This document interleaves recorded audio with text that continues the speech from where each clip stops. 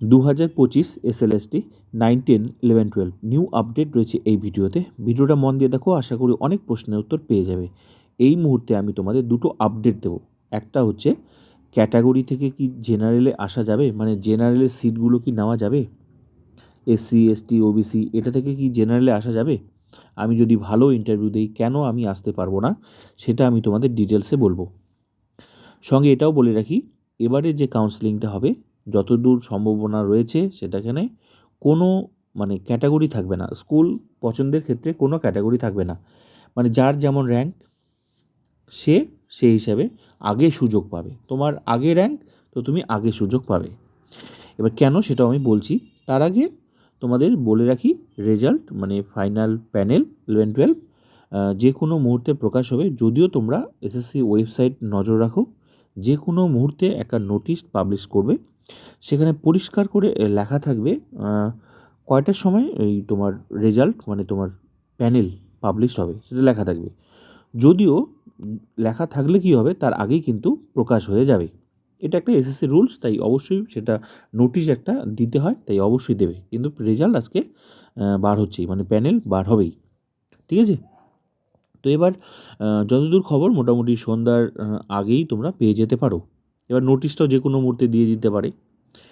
তো এবার দেখা যাক। এবার চলে আসি তোমার স্কুল কাউন্সেলিং। স্কুল কাউন্সেলিংয়ে পরিষ্কার করে বলে রাখি, যতদূর খবর রয়েছে এবার হচ্ছে কোনো ক্যাটাগরি থাকবে না, মানে মেল ফিমেল শুধু থাকবে, আর হচ্ছে এসসি এসটি ওবিসি এগুলো কিছু থাকবে না। কেন থাকবে না? কারণ সময় কম। তুমি তোমার আগে র্যাঙ্ক মানে তুমি আগে সুযোগ পাবে স্কুল মানে পছন্দের ক্ষেত্রে স্কুল চুজ, যে ওই স্কুলটা নেব। যার আগে র্যাঙ্ক সে আগে চুজ করবে। কিন্তু ছেলেদের ক্ষেত্রে একটা সুযোগ থাকবে, সেটা হচ্ছে শুধু মেল ফিমেল স্কুল। আর মেয়েদের ক্ষেত্রে দুটো সুযোগ থাকবে যতদূর খবর সম্ভাবনা রয়েছে। যদিও কিছুক্ষণের মধ্যেই সেটা পরিষ্কার হয়ে যাবে যে সঠিক কোনটা। তো কেন আর কী বলে, মেয়েদের ক্ষেত্রে দুটো অপশন থাকবে, একটা মেল ফিমেল স্কুল আর একটা হচ্ছে ফিমেল স্কুল। কিন্তু ছেলেদের একটাই, শুধু মেল ফিমেল স্কুল। এটা কেন হচ্ছে, কেন হওয়ার সম্ভাবনা রয়েছে? কারণ প্রচুর সময় লাগবে যদি ওই মানে এইভাবে মানে কাউন্সেলিং করে, হ্যাঁ, মানে ওই এসসি এসটি ওবিসি, তাহলে সেটা কিন্তু মানে প্রচুর সময় লাগবে। তো যার জন্য হয়তো এটা হলেও হতে পারে, সম্ভাবনা রয়েছে। এবার চলে আসি তোমার কি বলে ফাইনাল প্যানেল। অনেকের প্রশ্ন, আমি যদি ভালো ইন্টারভিউ দিই তাহলে কেন আমি জেনারেলে ঢুকতে পারবো না। এবার দেখো, যে প্যানেলটা তৈরি হবে সেটা কিন্তু মানে আলোচনায় রয়েছে যে সেটা সিঙ্গেল র্যাঙ্ক হবে নাকি মাল্টিপল, এটা একটা আলোচনা রয়েছে। যতদূর সম্ভাবনা সেটা কিন্তু সিঙ্গেল র্যাঙ্ক হলেও হতে পারে। এবার তাহলে ওটা কীভাবে হবে? অবশ্যই সমস্ত কিছুই মেনটেন করবে, এসসি এসটি ওবি সব কিছু মেনটেন করবে। শুধু একটা কথা মনে রাখবে, তোমার 4 জায়গায় নাম থাকবে না, ব্যাস এটাই হচ্ছে মূল বিষয়। আগে যেটা থাকতো যে 4 জায়গার নাম থাকতো, এটা কিন্তু এবার সম্ভবত আর হবে না যতদূর খবর রয়েছে। যদিও মানে কিছুক্ষণের মধ্যে সেটা একদম পরিষ্কার হয়ে যাবে। এবার বিষয় হচ্ছে অনেকের প্রশ্ন, আমি কেন জেনারেলে ঢুকতে পারবো না। দেখো, তুমি জেনারেলে ঢুকতে পারবে না এই জন্যই যে তুমি এসসি এসটি ওবিসি, তুমি ওই ক্যাটাগরিতে তুমি পাস করেছো, মানে তুমি কাট অফ ক্লিয়ার করেছো, ইন্টারভিউতে তুমি ডাক পেয়েছো, তোমার নাম আছে, তুমি এসসি হিসাবে, এসটি হিসাবে, ওবিসি হিসাবে তুমি পাস করেছো। এবার প্রত্যেকটা ক্যাটাগরিতে আবার সিট আছে, তো আবার জেনারেলে জেনারেল আলাদা সিট আছে, এসসির আলাদা সিট আছে, এসটির আলাদা সিট, ওবিসির আলাদা সিট। এবার রেশিও তো তোমার 100টা সিটের জন্য 160 জনকে ডেকেছে, 100টা সিটের জন্য 160 জনকে ডেকেছে, তাহলে কিছু তো ওয়েটিং আবার থাকবেই, তার মানে 60 জন তো ওয়েটিংয়ে থাকবে, ঠিক আছে। আর যে লিস্টটা তৈরি হবে মানে সিট অনুযায়ী, রেশিও অনুযায়ী, সিট অনুযায়ী নাম থাকবে। এবার তাহলে তাহলে এই যে এসসিও ডাক পাবে, এসসিরও সিট পূরণ হবে, ওবিসিরও সিট পূরণ হবে, এসটিরও পূরণ হবে, জেনারেল সবার সিট পূরণ হবে, কিন্তু মেধা দিয়ে, ঠিক আছে। এবার সিটের বাইরে যারা থাকবে, তারা ওয়েটিং লিস্ট।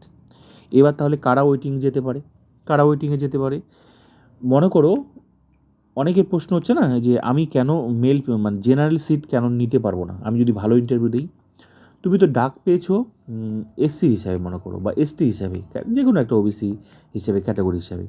এবার যেহেতু তুমি আগেই অলরেডি তুমি ক্যাটাগরিতে ডাক পেয়েছো, তোমার কাছে সেই সুযোগটা নেই জেনারেলে ডাকার, যতই তুমি ভালো ইন্টারভিউ দাও। আমি যতদূর জানি, এখন জানি না নতুন আবার কোনো রুলস প্রয়োগ করে দিচ্ছে নাকি, আমি যেটা জানি সেটাই আমি তোমাদের সামনে বলছি, ঠিক আছে? তো এরকম কোনো চান্স নেই যে একটা এসসি এসটি ওবিসি আগে যে তুমি জেনারেলে নেই কিন্তু নতুন করে তুমি জেনারেলে ঢুকতে পারবে না, এটাই হচ্ছে নিয়ম। আমি যতদূর জানি সেটাই আমি তোমাদের বললাম। কিন্তু একটা এসসি এসটি ওবিসি ক্যান্ডিডেট যদি আগে থেকেই ও যখন ইন্টারভিউতে ডাক পেয়েছে তখন যদি ও জেনারেল কাট অফ হিসেবে ক্লিয়ার করে থাকে, মানে জেনারেলেও ডাক পেয়েছে, একটা এসসি এসটি ওবিসি, তাহলে ওর কাছে চাকরির সুযোগ কিন্তু ডবল থাকছে। কি করে? যদিও ক্যান্ডিডেট জেনারেলে মনে করো জায়গা না পায়, মানে ওই জেনারেলি যে সিট সেখানে যদি ও জায়গা না পায়, ইন্টারভিউ ভালো হয়নি, খারাপ হচ্ছে, ওখানেও চাকরি পেলো না, মানে জেনারেলে তো একটা নির্দিষ্ট সিট আছে, ওখানে যদি ও চাকরিটা না পায় তাহলে ও কিন্তু ওর নিজের ক্যাটাগরিতে এসসি এসটি ওবিসি জায়গা দখল করতে পারবে এবং ও নিজের চাকরিটা ওখানে পাকা করতে পারবে। একটা ওই ক্যাটাগরির ক্যান্ডিডেট আগে থেকেই যদি ইন্টারভিউতে ও ডাক পেয়ে থাকে জেনারেল হিসাবে, তাহলে ওই ক্যাটাগরির ক্যান্ডিডেট যেমন ওর কাছে ডবল সুযোগ রয়েছে, জেনারেল হিসেবে চাকরি নেওয়ার সুযোগ রয়েছে, মানে ওই সিট দখল করার। যদি ওখানে না পারলো ওর ওই সিটের মধ্যেও থাকতে, তাহলে কিন্তু নিজের ক্যাটাগরির সিট দখল করবে আর নিজের ক্যাটাগরির সিট পূরণ করতে পারবে। আবার জেনারেল ক্যাটাগরিতে যে জেনারেলের যে একটা নির্দিষ্ট সিট আছে, ওই হিসাবের মধ্যে যারা থাকবে তারা ঠিক আছে, তার বাইরে যারা থাকবে তারা আবার ওয়েটিং লিস্টে চলে যাবে জেনারেলে। মানে একদিকে রেশিও পূরণ হবে, মোট কথা সিটের বাইরে যারা থাকবে, মানে সিট পূরণ হলো, যতজন ক্যান্ডিডেট থাকলো পেক আপ, সিটের বাইরে থাকবে তো waiting. SC ST OB same. তাহলে আশা করি বুঝাতে পারলাম, একটা ক্যাটাগরি ক্যান্ডিডেট যদি শুরুতে জেনারেল হিসেবে পাস করে থাকে তাহলে ও জেনারেলেও থাকতে পারে, ও এসসি এসটি ওবিসিতেও থাকতে পারে। কিন্তু এই মুহূর্তে একটা ইন্টারভিউ বা ডেমো দেওয়ার পর একটা ক্যাটাগরি ক্যান্ডিডেট যদি ভালো ইন্টারভিউ দেয়, তাহলে ওর কাছে শুধু সুযোগ রয়েছে ওই ক্যাটাগরিতেই নিজের জায়গাটা ধরে রাখার। যদি ধরে রাখতে পারে তাহলে ওই সিটের মধ্যে তাহলেও থাকবে, আর যদি ধরে রাখতে না পারে তাহলে কিন্তু ওয়েটিং লিস্টে নামটা থাকবে। এ পর্যন্ত যেটুকু আমি জানি সেটাই আমি তোমাদের সামনে শেয়ার করলাম। তোমরা তোমাদের মতামত কমেন্ট করে জানাতে পারো।